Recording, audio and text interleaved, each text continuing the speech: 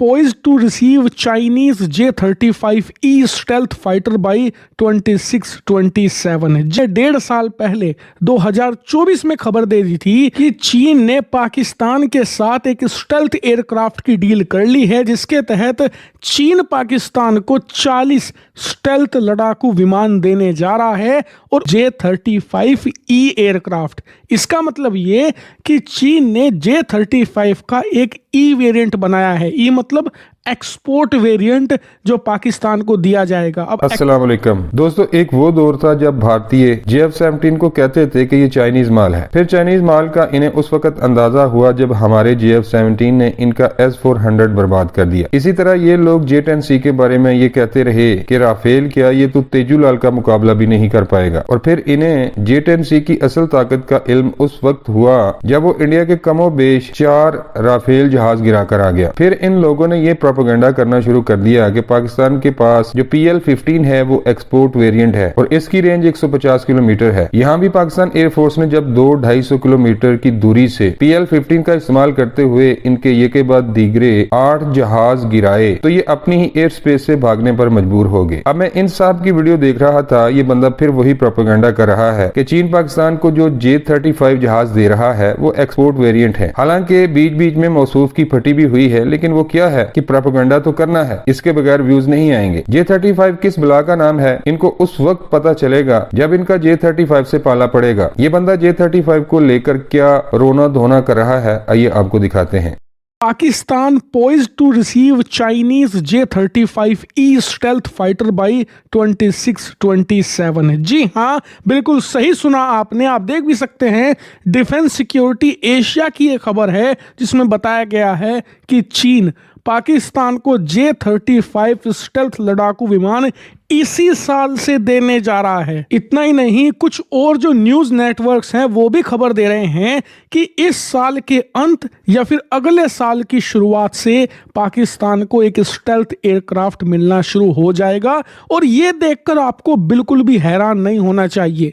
आपको मैंने 1.5 साल पहले 2024 में खबर दे दी थी कि चीन ने पाकिस्तान के साथ एक स्टेल्थ एयरक्राफ्ट की डील कर ली है, जिसके तहत चीन पाकिस्तान को 40 स्टेल्थ लड़ाकू विमान देने जा रहा है और उस समय J-35 की टेस्टिंग शुरू ही हुई थी। जी हाँ, टेस्टिंग फेज में ही पाकिस्तान ने ऑर्डर दे दिए थे। उसका नतीजा ये है कि अब 2 सालों के बाद पाकिस्तान को पहला स्टेल्थ एयरक्राफ्ट मिलेगा। एक खास बात आप ध्यान में दीजिए, हर एक खबर में बताया गया है J-35E एयरक्राफ्ट।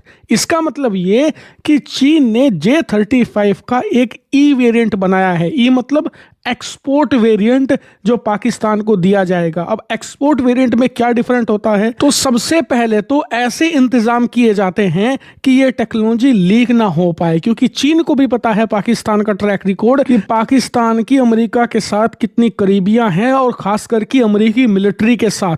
तो ऐसे में चीन को ये डर है कि कहीं पाकिस्तान इस एयरक्राफ्ट का टेक्निकल एक्सेस अमेरिका को ना दे दे, अमेरिका इसे खोल खाल कर इसे समझ ना ले और फिर इसका ही इस्तेमाल करे चीनियों के खिलाफ। इसीलिए स्पेशल इंतजाम किए जाएंगे इसमें, ताकि ये एयरक्राफ्ट या तो अमेरिकियों की समझ में ना आए या फिर इस एयरक्राफ्ट का एक्सेस अमेरिकियों को ना मिले। दूसरा, ये J-35A से थोड़ा टोन डाउन होगा, मतलब जो चीनी वायुसेना के पास एयरक्राफ्ट है J-35 उससे कम ताकतवर होगा। हालांकि बहुत अंतर नहीं आएगा, 19-20 का ही अंतर आएगा, लेकिन फिर भी हल्का सा टोन डाउन एयरक्राफ्ट पाकिस्तान को सप्लाई किया जाएगा। खैर, ये तो हर देश करता है। जैसे कि हम राफेल खरीद रहे हैं ना, तो फ्रांस हमें एग्जैक्टली वही एयरक्राफ्ट नहीं देगा जो उसकी वायुसेना या नौसेना खुद इस्तेमाल करती है।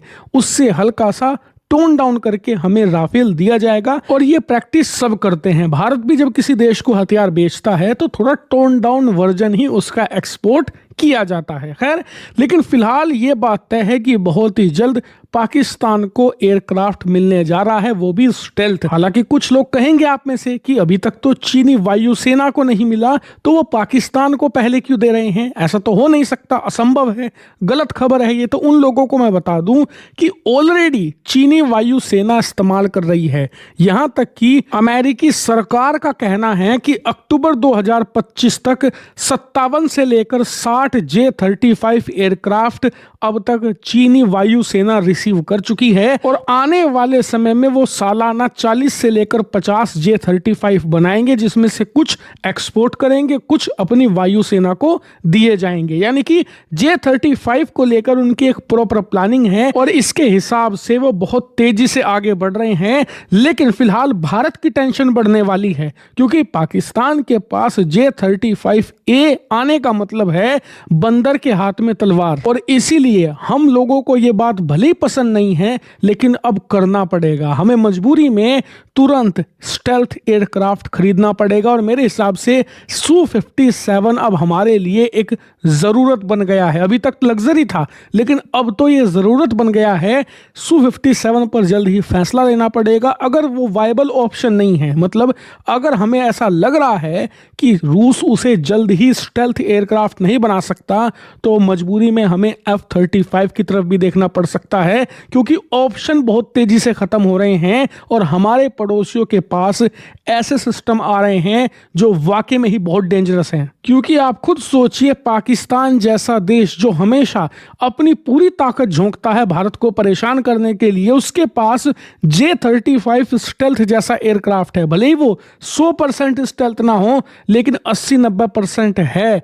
ऐसे में वो भारत के लिए मुसीबत खड़ी करने की पूरी कोशिश करेगा। ऐसे में इस तरीके के जाहिल देशों से निपटने के लिए हमें कई बार अनकन्वेंशनल तरीके अपनाने पड़ेंगे। हम सभी लोग इस बात पर सहमत हैं कि मेड इन इंडिया ही असली ऑप्शन है और एम का ही भविष्य है भारत का।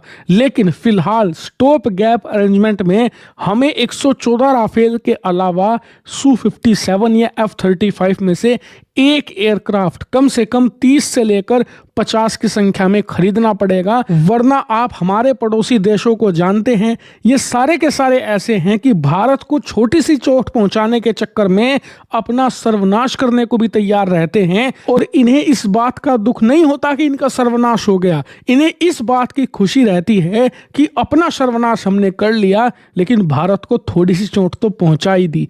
इसीलिए इन्हें चेक में रखना जरूरी है। हालांकि आपका इस पर क्या मानना है, कमेंट